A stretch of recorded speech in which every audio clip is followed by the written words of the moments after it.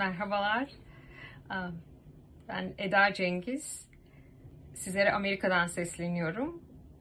Amerika'da Yale Üniversitesi'nde öğretim görevliliği, hocalık yapıyorum, doktorluk yapıyorum.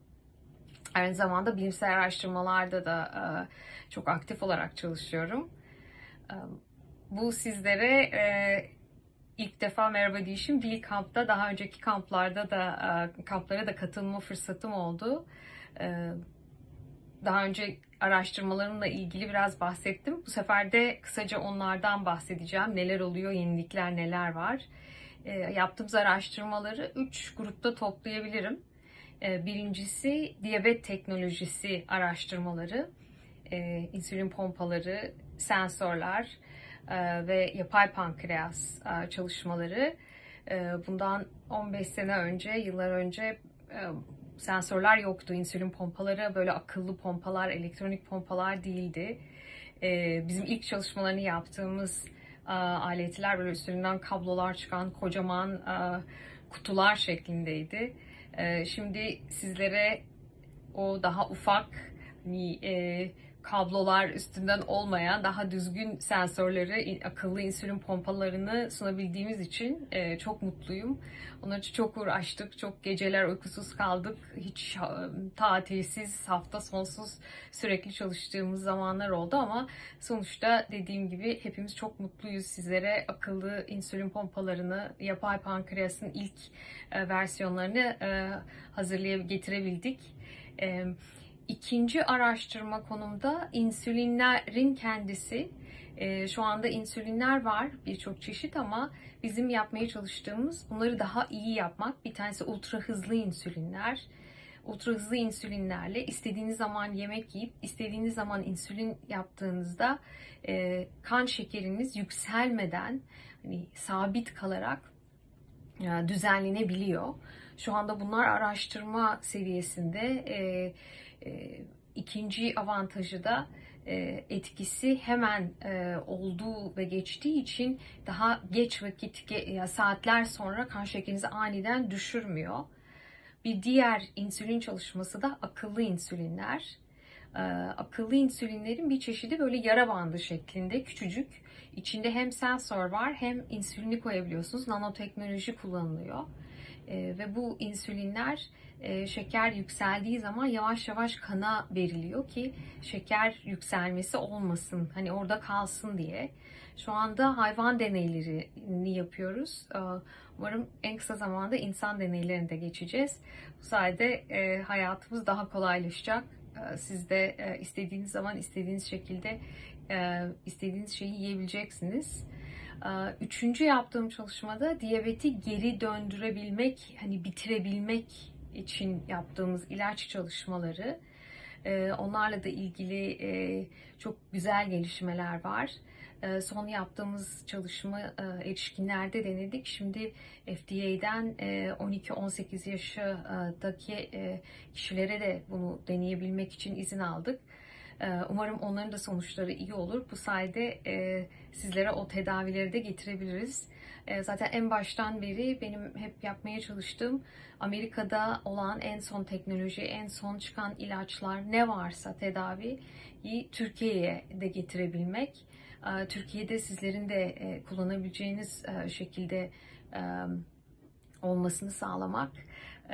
Bunları dediğim gibi daha önceden de yapmaya çalıştım ve yapmaya devam edeceğim ki hep beraber diyabeti bitirelim, hayatımızı kolaylaştıralım. Buradan size kucaklar dolusu sevgiler gönderiyorum. Kampınız kutlu mutlu olsun. Çok güzel vakit geçirin orada. Biz bu sene maalesef kampımızı yapamadık. Yeni fırtınadan çıktık. İnternet, elektrik gidince o imkanımız olmadı. Ama sizin orada kamp yapabilmenize o yüzden olduğu için çok mutluyum, çok seviniyorum. Tekrar size buradan Amerika'dan selamlar, sevgiler gönderiyorum. Hello, my name is Professor Bruce King. I'm a paediatric endocrinologist at John Hunter Children's Hospital in Australia. Today I want to talk to you briefly about type 1 diabetes. People with type 1 diabetes are normal people. The only difference between them and a person who doesn't have diabetes is the person without diabetes makes their own insulin. You've got a great diabetes team, and they'll have talked to you about how to give your insulin so that your insulin levels are normal. And what that means for you is that when you do your insulin the way your team has talked to you, it means that your insulin levels are normal and you're the same as all your friends. That means that you can expect all the things from life that anyone who doesn't have diabetes can expect. There are lots of people in the world who have diabetes who have done great things. There's teachers, lawyers, doctors, racing car drivers, basketball players, soccer players. It doesn't matter what we're talking about. People with diabetes can do anything they want. Exercise is really very important. We recommend that you exercise every day. Your diabetes team can talk to you about ways to look after your diabetes while you're exercising. Exercise uses energy, and therefore you need extra glucose while you're exercising to keep up with your energy needs. You can do this a number of ways. The most common way is just to have 15 grams of carbohydrate before you start to exercise, and then as you continue to exercise, most people need about another 15 grams every half hour to 45 minutes. If you're going to exercise immediately after you've had a meal, then you can reduce the amount of insulin that you give so that you have that 15 grams of carbohydrate to use while you're exercising. As I said before, your diabetes team is very good. They're internationally recognised, and they can help you with any problems you're having with your diabetes. I hope you have a great time at the camp and enjoy yourself. And hello from Australia. Hi Tukpa and family, kids and team. I'm Michelle, one of the diabetes educators at John Hunter Children's Hospitals. And I'm Carmel Smart, a paediatric dietitian at the John Hunter Children's Hospital in Australia. We'd like to just give you a few tips and reminders on what to do with your diabetes cares from day to day. Particularly the ones that our children use at our centre.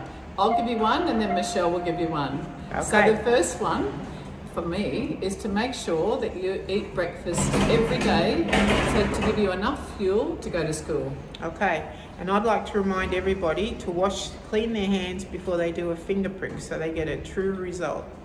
And another really important thing to do is to keep snacks really small. So make sure that you have larger meals with the family, breakfast, lunch and dinner, but don't snack all the time. Have a small snack at afternoon tea and maybe a little snack before bed. Okay, and I'd like to remind everybody that they've got to give the insulin, the quick-acting insulin, before they eat. And finally, from me, it's really important to play outside with your friends every day, if you can. And I'd like to remind everyone when they do their injections that they've got to pick a different site every time so that they don't get those lumps.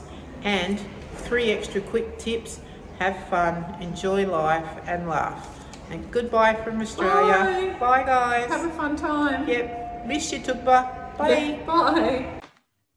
Hi, this is Dr. Michael Riddell, recording from Toronto, Canada, welcoming you to your online camp in Turkey hosted for children and families living with type 1 diabetes. I'm thrilled to be recording this note from Toronto, Canada for your virtual camp that's going to be held August 16th through 21st, the year 2020 this year, in the time of COVID.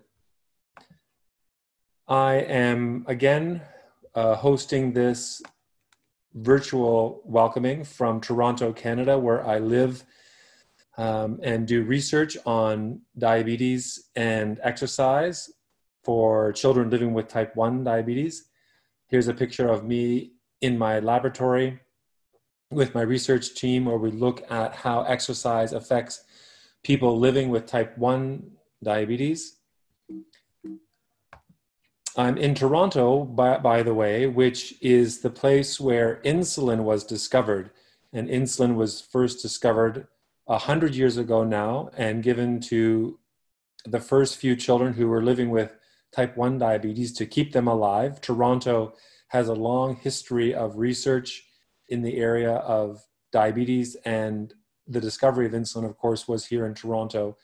And now, because of that discovery, we are able to stay alive by taking insulin daily to help manage our diabetes. I was diagnosed with type 1 diabetes, just like you were, at the age of 15. Here's a picture of me around the summer when I was diagnosed, some 35 years ago. And I've grown up knowing that I have to take insulin every day, but because of insulin, I'm able to manage my diabetes very well. I use an insulin pump for my diabetes, and I like to use a continuous glucose monitor to allow me to measure my blood sugar levels all the time. I'm very active with diabetes, having done some high mountain treks with other people living with diabetes. I'm also engaged in specialty camps for kids living with diabetes. One of these camps is a hockey camp where we broke the record for the most number of people living with diabetes on ice playing hockey. My son has also a diagnosis of diabetes. This is a picture of my son, Sam, who's been living with type 1 diabetes for the last 4 years. So just like you and me, he takes insulin every day and has to monitor the foods that he eats and monitors glucose and get regular exercise, which I think are important for diabetes care. Having spent some time with other people living with type 1 diabetes, I've learned so many things about how to take better care of myself. Last year, we were able to trek around Mont Blanc in France, Italy, and in Switzerland to learn about how blood sugar control can be challenged by trekking every day while monitoring your glucose and eating excellent food in the mountains while managing my diabetes with an insulin pump. I think for all of us waiting for a cure for our diabetes, there are several things we have to think about so that we stay healthy. For me, intensive insulin therapy, taking my insulin by an insulin pump, allows me to control my glucose, and in particular, using continuous glucose monitors where I can see my glucose values all the time and know if my glucose stays in range or comes out of range, has been very helpful. For me, I like to have a healthy diet of lots of vegetables and fresh fruits to keep my glucose under control. And for me, also regular exercise is important. I hope all of you have a great week learning about your diabetes from your healthcare team and learning from each other. And hopefully next year, you'll be back in camp together as a group, learning from each other. Best wishes from Toronto, Canada. Have a great camp. Bye. Hello and g'day. My name's Megan. I'm a paediatric diabetes nurse educator at the John Hunter Children's Hospital in Newcastle in Australia. And I'm really happy and excited that I've been invited to be part of your My Friend Diabetes online diabetes camp for Turkish children and families living with type 1 diabetes. I've been working in diabetes now for about 15 years, and at the John Hunter Children's Hospital we care for around about 400 children and young people living with type 1 diabetes. I think that there are many things that are important when it comes to looking after your diabetes so that you can be happy and healthy and achieve all of the things that you want to achieve in your life living with diabetes. I was asked today to talk about the 3 most important things that I think are important when caring for your diabetes. When you've got type 1 diabetes, as you guys would already know, the thing that makes you different to your friends and your family and other people who don't have diabetes is that your body doesn't produce insulin. So really the most important thing, or the number one thing I think when it comes to looking after your diabetes, is that you should give your insulin the way that your diabetes team have instructed you to do. So the way that we teach to give insulin is we say that it's really important that you give your mealtime insulin before your food. Now that's something you need to talk to your team about, but we would recommend that you always give your insulin, even when you're not well, before you eat your food. It might be that you give it straight before your food, 10 minutes, 20 minutes, depending on the type of food you're eating and what you're doing. And again, talk to your team about that. But that's number one. Number two is that we think it's really important to acknowledge and remember that diabetes is what we call a team sport. And when you look at people who do things in their life, like athletes, people who do things really well, they usually have a whole team of people around them, supporting them and teaching them and helping them to do their very best. And it's no different with diabetes. We say that type 1 diabetes is the three musketeer disease, and that means it's all for one and one for all. Diabetes happens to a whole family, not just to the one child in the family. And it's really important that families come together and work together looking after the diabetes, not just one parent or not just the child. Everybody works together. And that also includes your friends, your teachers at school, and really importantly, your diabetes team. They're really important members of your overall team that's going to help you to get the absolute best out of your life living with type 1 diabetes. And the third thing is to remember that type 1 diabetes is something that you have to worry about and think about and live with every single day. And that means that it's very normal to get burnt out sometimes, to feel tired, to feel overwhelmed. And it's important to understand that it's okay to feel like that sometimes. We all feel like that sometimes.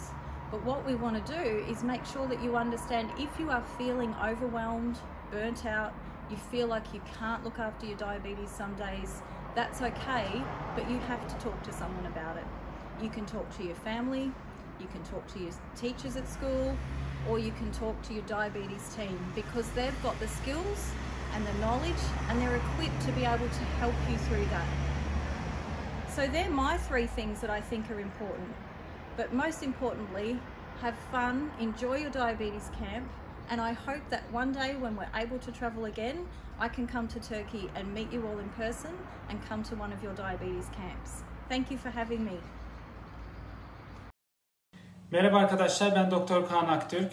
Sizlere Amerika'dan, Colorado Denver'dan sesleniyorum. Ben Barbara Davis Diyabet Merkezi'nde çalışıyorum. Tip 1 diyabet üzerine. Aynı zamanda Colorado Üniversitesi öğretim üyesiyim. Ve bu yıl itibariyle de Amerikan Diyabet Derneği Diyabet Teknolojileri Çalışma Grubu İletişim Direktörlüğü görevinde yürütüyorum. Bu videoyu arkadaşım Diyabet online kampı için çekiyorum.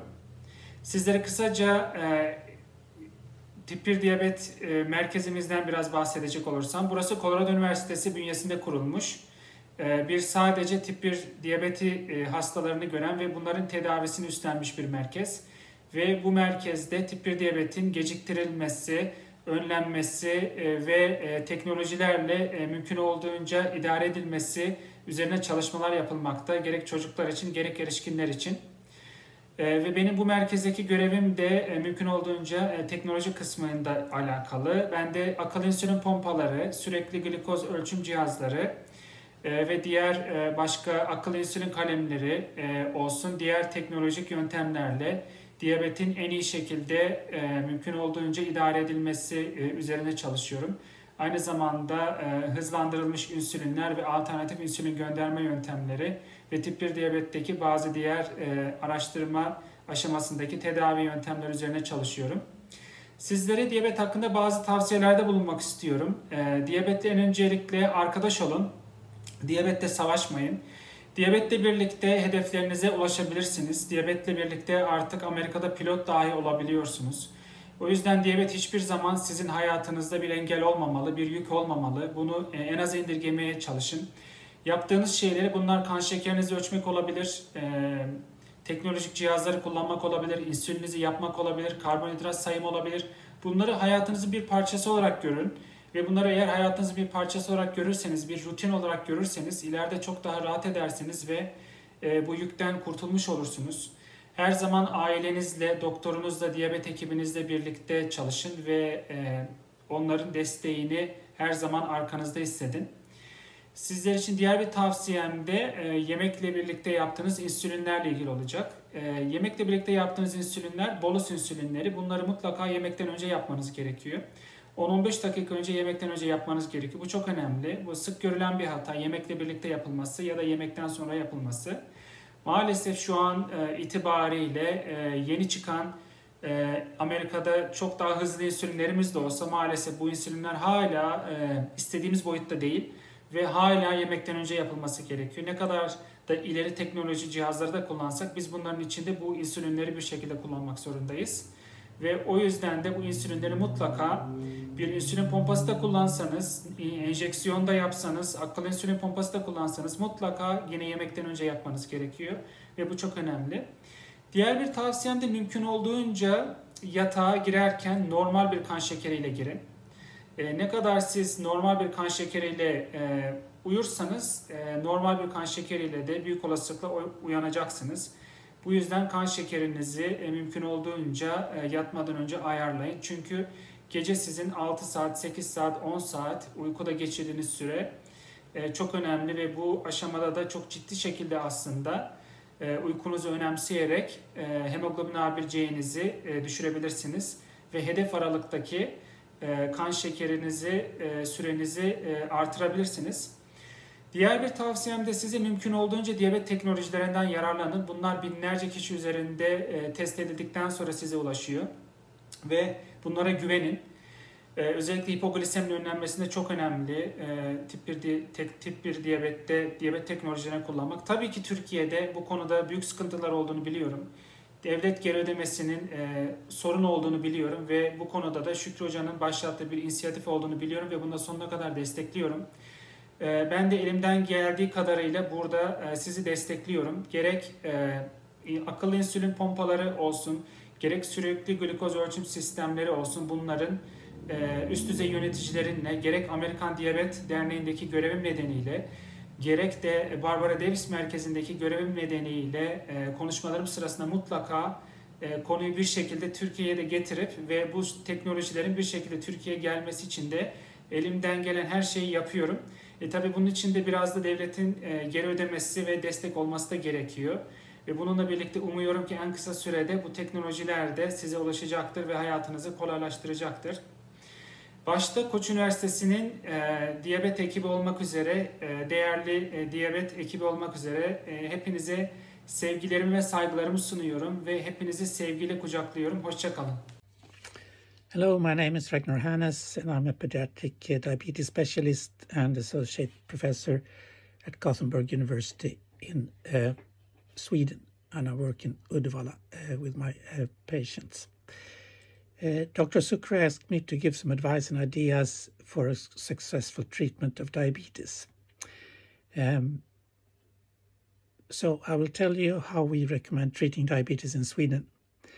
Now, what is the problem? Well, the pancreas is not working, so there's no insulin, and that means you have to do the job yourself or with the help of your parents.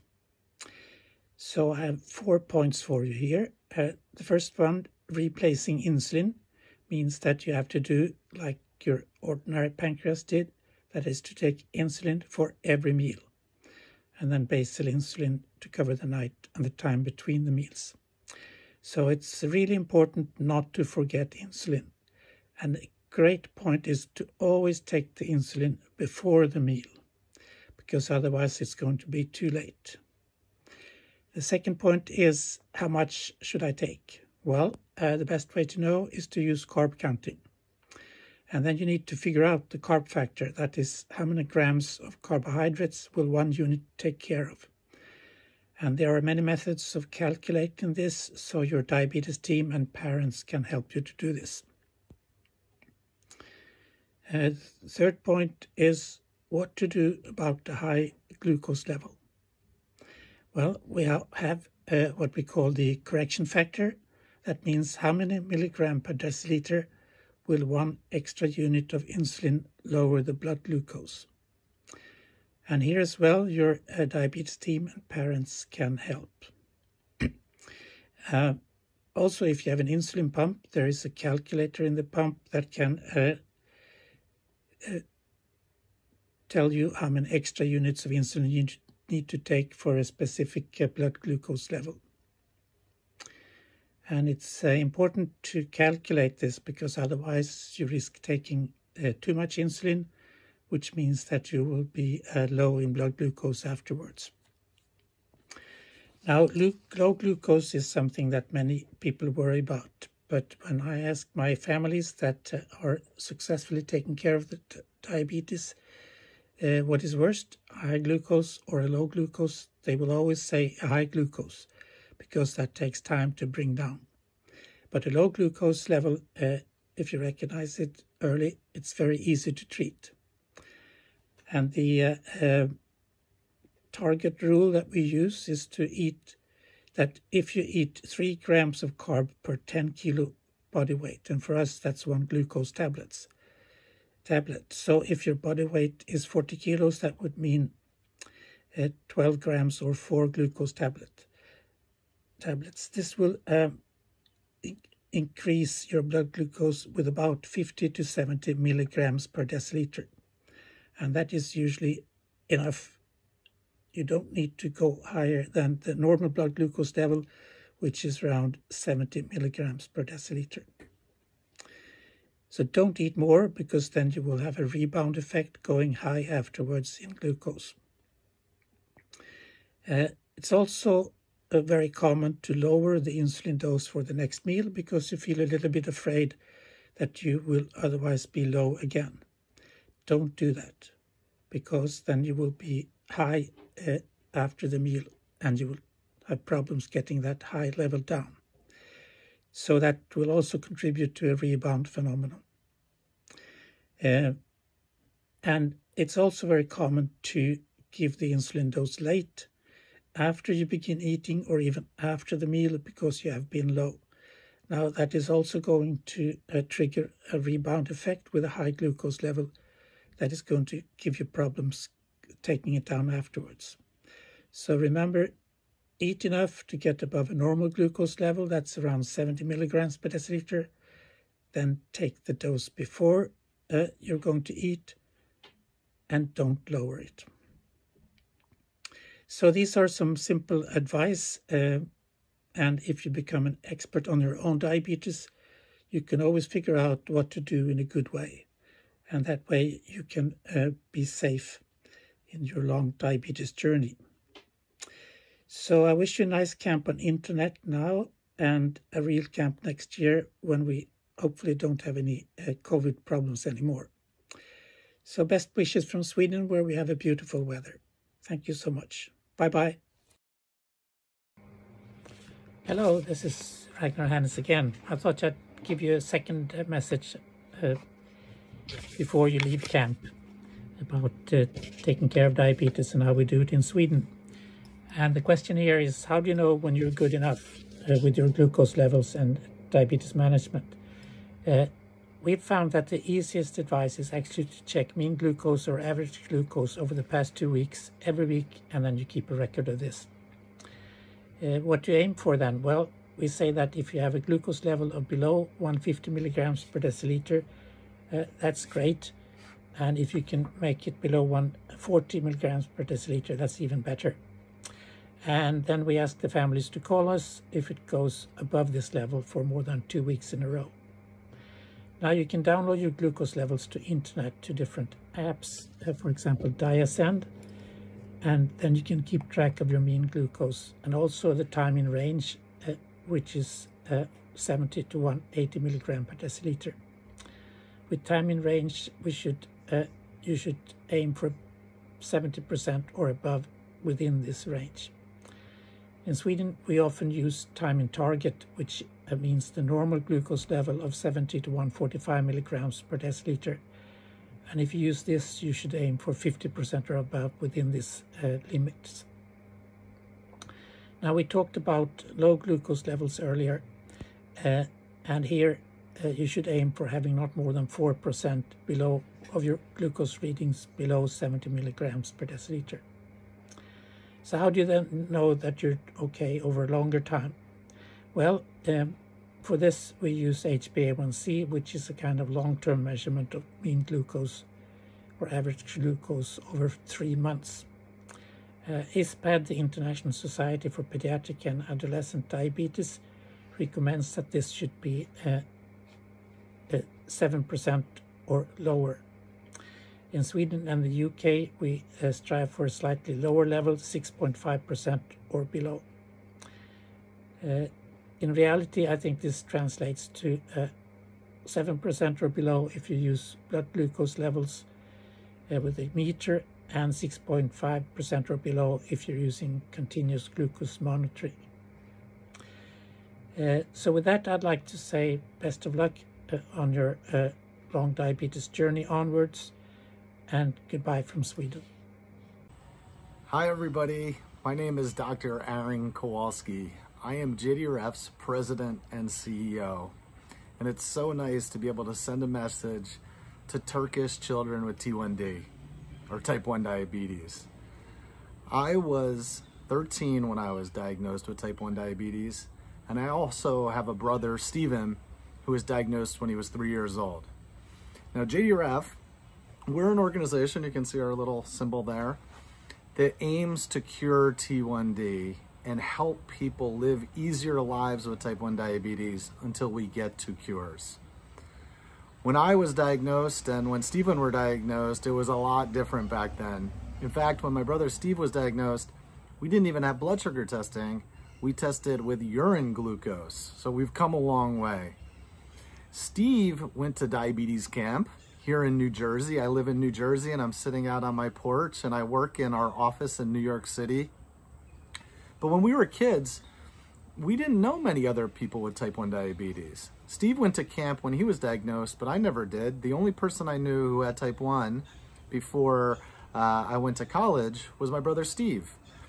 Now, we're fortunate. We've been healthy and done well. I love to do activities. I run quite a bit. I've run 20 marathons with type 1 diabetes.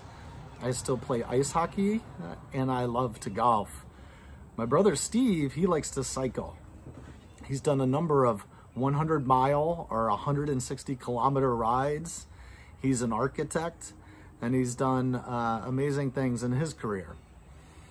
I've also been fortunate to travel the world with type 1 diabetes. At JDRF, we work with researchers all over the world, and I've flown over 1 million miles or 1.6 million kilometers around the world to many, many countries to meet people with type 1 diabetes and researchers and look for better treatments and cures. Now, I've never visited Turkey yet, but I can't wait to get there, hopefully after we get past COVID. We're making amazing progress in diabetes research. Again, when we started in my family, we had the most crude tools. Now my brother Steve and I use continuous glucose monitors. You can see my Dexcom on my arm, and I wear a pump and have a hybrid closed loop, and so does Steve. And it's changed our lives, and I'm proud that JDRF funded a lot of the research that went into the development of those systems. Ultimately, we want to cure type 1 and get rid of it so we don't have to wear pumps or sensors or poke our fingers or do insulin injections. And we're making incredible progress on that front. Now, I want to give you some advice from my time as a T1D, a type 1 diabetic. 3 key points that I live by. One is being positive. Sometimes it's easy to get down living with type 1 diabetes. It's hard, it takes so much effort, you can get low, you can have high blood sugar, but don't let it get you down. I've been doing this for over 30 years and I still maintain a positive attitude, and I hope you do too, because you can do anything you want in your life and you don't have to let type 1 diabetes hold you back. You can be a gold medalist There are many gold medalists who have type 1 diabetes. You can climb Mount Everest. There are multiple type 1 people who've climbed Mount Everest. Or you could be a scientist and a CEO like me at JDRF, helping us find new solutions. Take care of your blood sugar levels. It'll keep you healthy for a long, long time. That's my second piece of advice. And my third is exercise. Exercise is so important. I talked about running and cycling or football or whatever sport you love, basketball. Get out there and do it. Or just go for a walk with your dog or your mom or your dad. It's good for you and it's good for your blood sugar. So I hope you have a great camp. I know it has to be virtual this year. It's hard with COVID, but hang in there. I can't wait to come to Turkey and see you one day, I hope. Or maybe you'll see me here in New York City. Thanks for all you do. Thanks for letting me share my story with you. And again, I hope to see you soon. And I hope you will be part of the JDRF family too. Take care. Bye-bye.